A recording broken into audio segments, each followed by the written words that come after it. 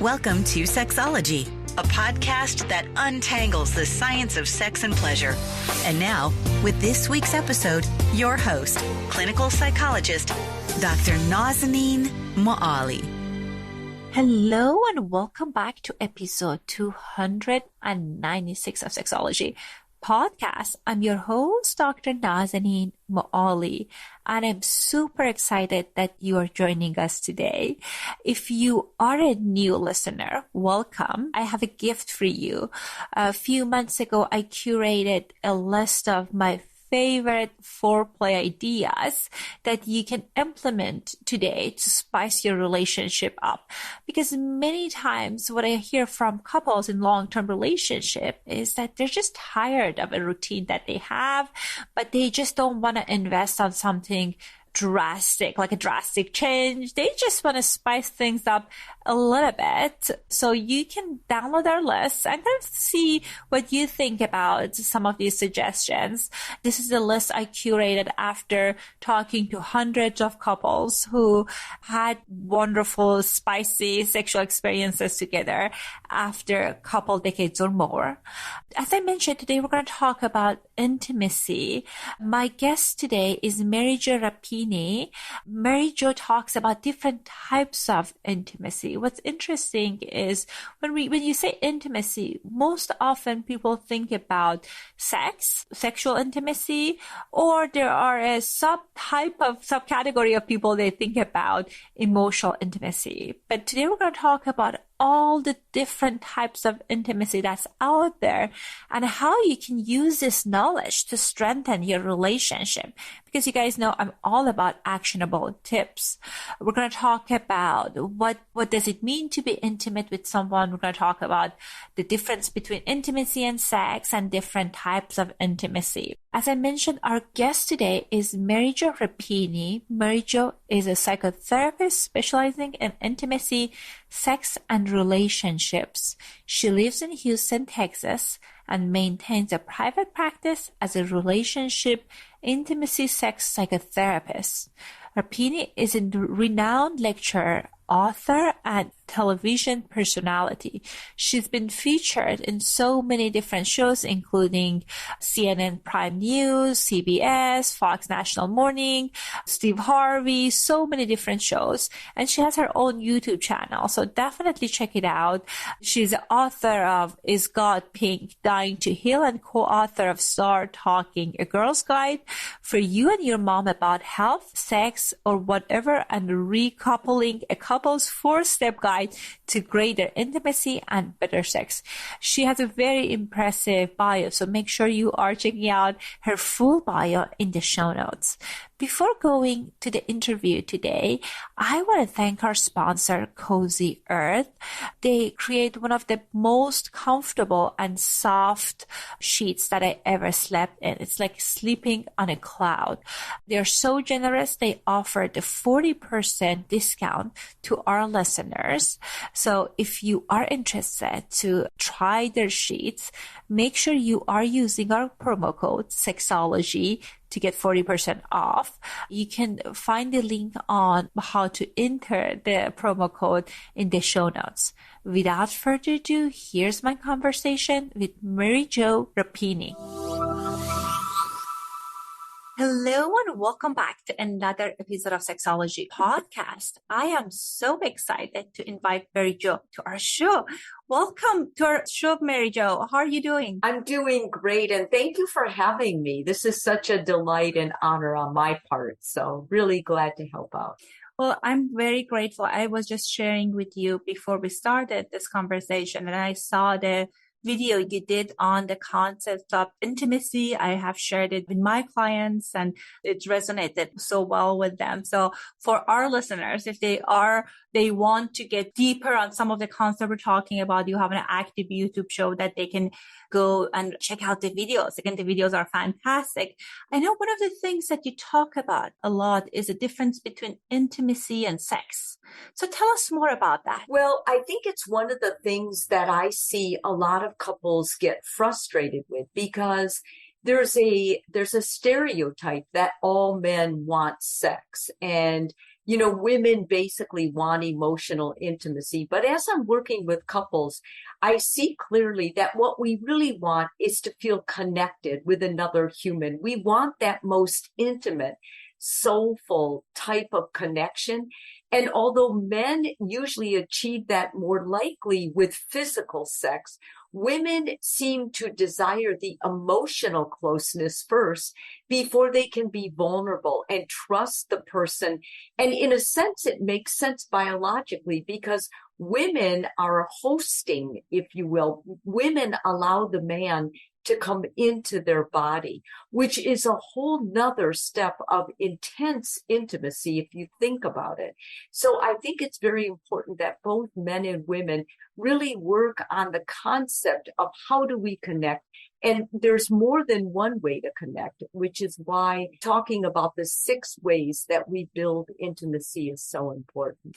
I agree with you. And what I see a lot with my clients is that when the relationship become less sexual, that aspect of the relationship become less pronounced, and then the couples lose the other types of intimacy, and that impacts the relationship. You even differentiate between physical intimacy and sexual intimacy, which is very, very important. And again, I love that you're kind of like talking about intimacy as something that's an umbrella term, that sex can be one of them. Well, tell us, what are some of these different types of intimacy that we're referring to? Well, for example, Nas, there's a sharing experiences intimacy. There's an emotional intimacy. There's an intimacy built around spirituality, around intellectual intimacy, which is one of the main ones I have with my partner. There's a, new experiences intimacy. And then, of course, there's the physical intimacy, the touching, the cuddling, the holding hands, the presence of each other. And lastly is the actual intimacy that involves intercourse and the true coming of bodies together. I know, as you mentioned, for many of the heterosexual cisgender couples that I see in my practice, if they, like the female partner, if they don't feel connected emotional with the partner, sometimes they don't want to have sex. I know there's a group of people, they weaponize sex, but not even that, right? There are a galaxy of people feeling that, okay, if I'm not feeling seen, validated by my partner, I don't want to be sexual with them. And one thing I've noticed a lot is that's not something that, unfortunately, society, what we teach men, like they socialize to not show emotion. And in even our therapy session, it's really hard for them to access that part of themselves. I wonder if that's something that you are seeing as well. And what are some of the suggestions you have for men who are struggling with that, or women? Right. Well, I think one of the big problems for men is we've socialized them so that it's so difficult for men to be vulnerable. And so what men do, because they're timid about it and they don't know if it's a trustworthy place to do that, I think men right away rush to sex to secure the relationship, where they don't understand that if they delayed sex and put more focus on building the friendship, like how do you build a friendship? Well, you build it by being present, by standing up, by if you give your word, you are there for them. If they cry, you comfort them or you stay with them. You don't try to fix them. And then things like just being attentive and interested in your partner. I think there's so many distractions for men, especially. I think they're there for women too, but I think women have been socialized more to focus on relationships and to care for each other and nurture each other. And that's not always clear to men how they do that. Many men will try to win the woman by showing off or by doing things that seem adventurous or risk-taking. And, they're assuming this will impress the woman. But very few men are comfortable being curious and understanding that every woman is different, and what worked in the past may not work this time. Well, you mentioned so many great points, kind of going back to the socialization of men. I agree with you. I think that the idea is like at least more older version of the messaging that many men receive was that showing emotion is weakness. Like you don't want to show your emotions.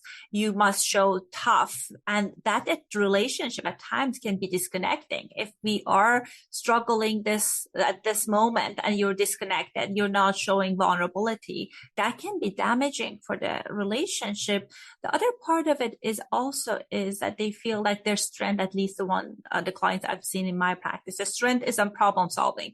So you're telling me what's wrong and I'm bringing in my strength. That's giving solutions. But as you mentioned, at times creates a rupture because most people want to be feeling heard. And if you rush in giving solutions, they feel that you're closing the conversation. That's right. And I think a lot of it is, I work with the urology department at Baylor Hospital and Clinic. And so what I've learned, and when you work in urology, you see mostly men. These are the effects of testosterone. And I think testosterone makes men focus and it makes them problem solve. So some of this is biological. And I think it would be so wonderful if women didn't take these things personally, but yet they were able to say, I get it. Like, my estrogen makes me want to act in a certain way, but I'm telling you that when you act in this way, I think it has a negative effect on the relationship. And what I would rather you do, women get angry with their partner, but they don't stop and allow themselves to pause and then to come back and tell their partner directly what they do want. Because I think a lot of times relationships are miscommunicating. And when one person says, I want you to be with me when I have a problem, I want to talk to you. If he doesn't know that he's not on stage to solve the problem, he's going to jump in and try to solve it. And I love that you kind of like put it on. This is a kind of more of a broader issue. It's not about the specific person. Part of it is kind of like socialization. Part of it is innate. So if you're looking at it, that's like a language that we're learning, then perhaps we can adjust it for our partner. So we will have more of a successful relationship. And it's my experience that when you have an awareness, some of these skills are learned. So as you mentioned, talking to your partner about it, how would you like me to be with you in this situation? Absolutely. And I think that's part of the work of couples. Too many times we react. It's easy when you're in love with someone to assume what they do that's annoying is part of, it's just them. But the truth is, if you were to date two men, you would see a lot of similarities because some things are just innate with the gender. And this is true for women too. There are some things that biochemically we have to take the initiative to try and change about the way we communicate it. Absolutely. And again, communicating in a way that your partner also is able to receive it. What I've noticed in my own relationship and my own marriage is that we like a temperature of our communication and kind of like interaction with my family is 10 times more intense than what my husband grew up with. Yeah. So if I want him to be able to be part of our kind of like emotional intimacy at times, I have to work on regulating the emotion. It doesn't mean like there's anything wrong with my emotion. It's a matter of if I want him to be able to be present and within his window of tolerance. I think it's important to be able to kind of like work on yourself and regulate. At least that's been helpful for me. That's really good insight. I think we could communicate so much better if we all just would practice what you just said, Dr. Naz. I really think that would make a big difference. The other thing that you mentioned in the video that was amazing was intellectual intimacy. Like we often don't think about it. And couples have so many different interests. Again, it could be a wonderful opportunity for intellectual conversations, but some of those differences can be very charged. So tell us a little bit about that. How can we navigate that? And what is intellectual intimacy? Intellectual intimacy is when you're able to share with your partner the things that really turn you on that are of an intellectual sort. Like, let's say in my field, when I read a new study, I enjoy talking to my hubby about that. We make our dates about that. And he's in medicine, and because he has new drugs coming out and new diagnosis for old diseases. This is what really attracted me to him.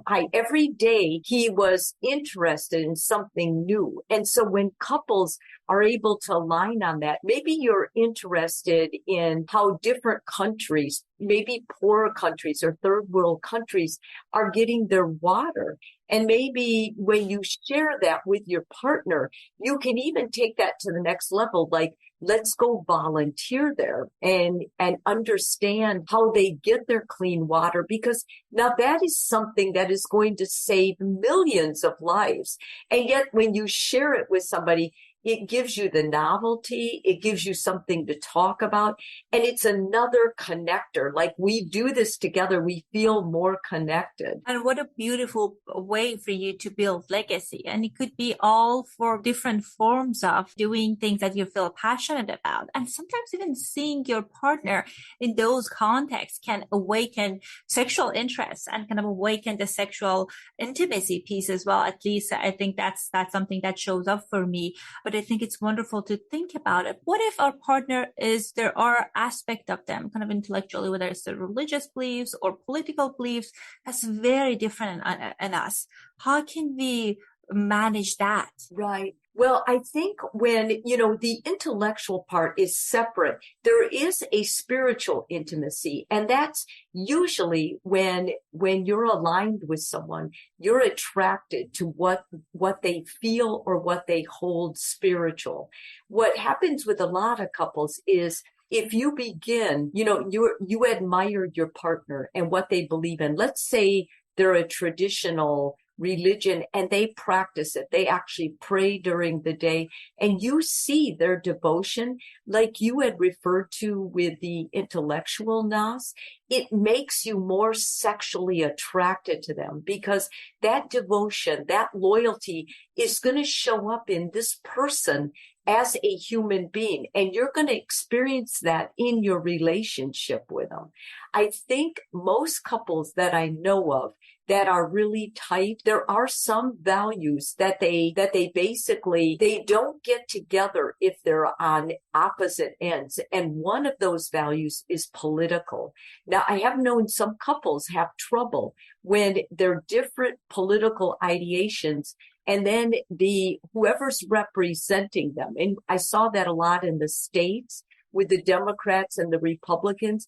There was a lot of conflict over that, because what happens is, because this is your intimate partner, when they don't agree with you politically, you'll oftentimes start attributing to everything about what they believe in to their party. And if they have terrible representation of their party, or people are saying really negative things, you will hear that or assume your partner feels that way. So once again, communication is everything, because you don't want to start having conflict and fights over judgments or assumptions, because judgments are not part of intimacy. I like that. And I bet many of our colleagues also they saw the same pattern. I know that before like recent experiences, that there are like lots of couples that I know they had different political affiliation, and that wasn't like, was a kind of, historically our family was kind of like affiliated with this party, or the other part of person with the other party, but it wasn't as emotionally charged.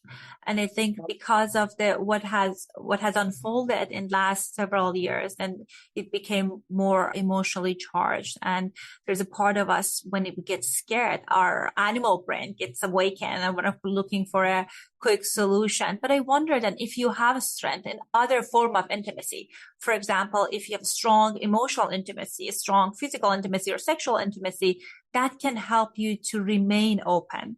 Do you often see how these different types of intimacy kind of play together? Oh, absolutely. So I love what you just said, Dr. Nas, because it tells who is ever listening that the reason you want to explore and try other forms of intimacy is you're building a tapestry. So the more strings you have that align, the stronger whatever the rug is or the artwork or anything that's being held together. In this case, it's the relationship you're creating. So you want to have more than the physical intimacy. You want more than the emotional intimacy. You want more than the intellectual intimacy, because when you have a problem, whether it's in the spiritual kind or you disagree on ideations of values, then those things are not as detrimental to your relationship. When you do have a conflict about it, you're more likely to resolve it because you have all these other parts of your tapestry that are solid and woven tightly. The most vulnerable of all the intimacies is the sexual one. And the reason it's the most vulnerable is because it is the least stable. Couples that have only sexual intimacy they're superficial. So they can never deepen as the spiritual and emotional ones do. And partners of just the sexual intimacy will oftentimes tell me, I feel so lonely. I feel used. I feel like they don't love me. They just want sex with my body. There's nothing here holding us together. It's like building your house on a bad foundation, which is why myself, as well as other intimacy sex therapists, often will tell our clients, you need to delay sex until you have at least 3 or 4 of these other intimacies in place. What also I was thinking about as you were mentioning all of this wonderful point was about sometimes it portrays as only sex, but that's for us, we learn, socialize on how kind of like we communicate our emotion through sex, right? How we communicate our physical intimacy through sex. So sometimes people come to my office, and I would imagine it's the case for you, that my partner only wants to have sex with me. They only think that their partner wants sexual intimacy, but that what the partner tried to communicate is that's like their emotional way of expressing emotional intimacy and physical intimacy. But that's why I also think it's helpful to have different language for it and kind of examine it in a kind of different ways, but connected. One thing that I often see that it gets really impacted when the relationship is sexless or there are sexual challenges is physical intimacy. The couples, when there are challenges in sex, they avoid touching each other. Sometimes they say, I don't want my partner to get a wrong idea. I don't want to have sex for any reason. And if I touch them, they feel like I'm initiating. Or the other part is that the partner feels that I'm connecting with them because I want to compromise for lack of sex. So there's so many different ways it shows up. So tell us how physical intimacy is different than sexual intimacy. Well, I think the way that physical intimacy is different than sex is because physical is the expression of basically touch. It's all about touch. Like if a couple has, let's say one person is having chemo, then during that time, sex is oftentimes painful because the mucus isn't like, it's not lubricating. You're very dry. You're tired. Your skin is irritated. But if your partner will hold your hand, and they've done studies on this, it's almost like taking a vitamin, like it's restorative. Whereas sexual intimacy is a passion. There's more motion with it. There's more drive.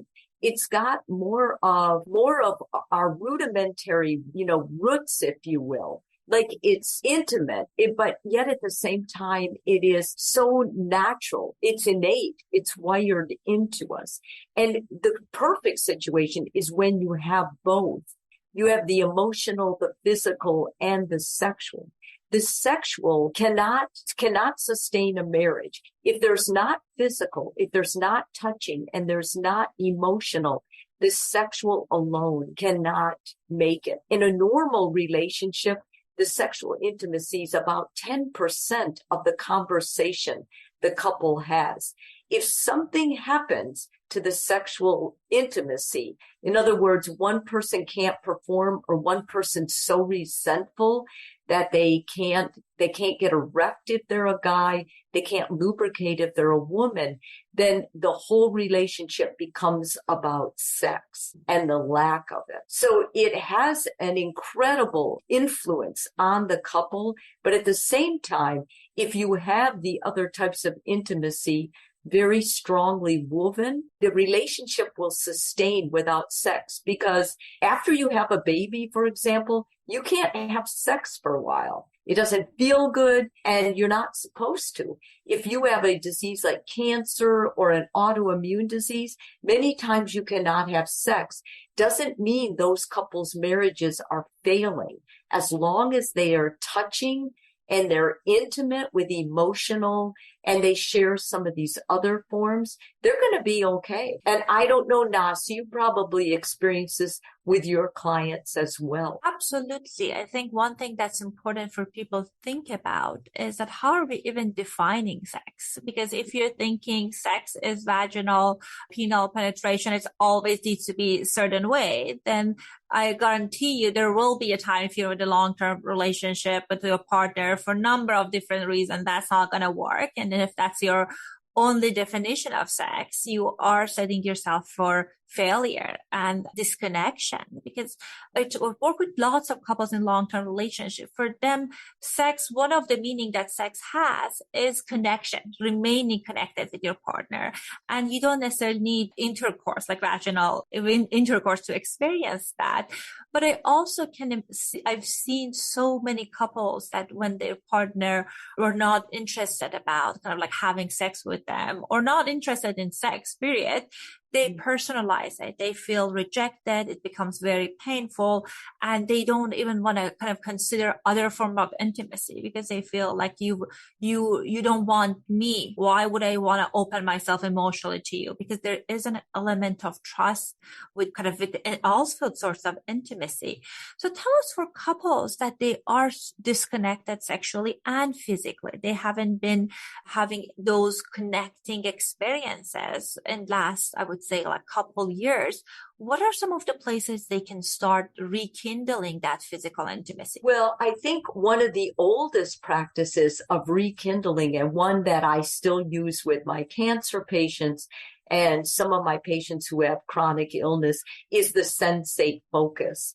And that's strictly when, you take it very slow. One session, you do this on your own. The couple is instructed, but you can lie on the bed together and just have, be loosely clothed if that feels good, and allow each other to touch. You just touch your partner.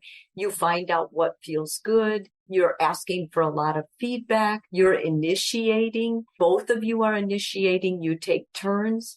And then the next time you have sex, and you move very slowly, you do that first step for like 2 weeks. Then the next 2 weeks, you may take off your top or your bottom, whatever, you have felt, maybe awkward about in the past. And once again, you begin touching each other. And once again, you're asking for feedback from your partner. And during this time, it's very intimate. There's not distractions.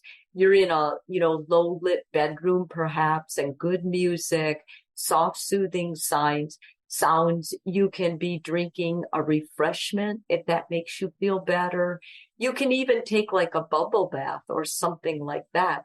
I'm Italian, and the Italians always make fun of the Americans because they say those Americans, they think sex is all, they use a dirty word, but basically they're saying they think sex is penetration.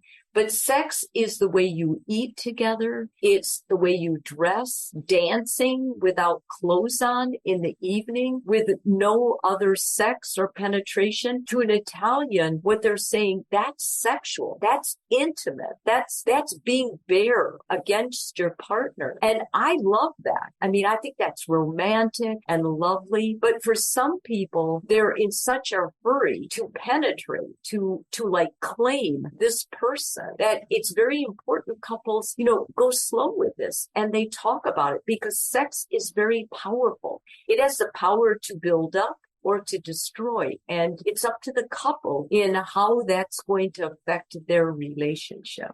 Well, Mary Jo, you brought up so many great points. One thing that was very important that's about kind of like building anticipation and excitement. And I know one of the challenges that many couples have is they want to rush to intercourse for a number of different reasons. Maybe you have limited time.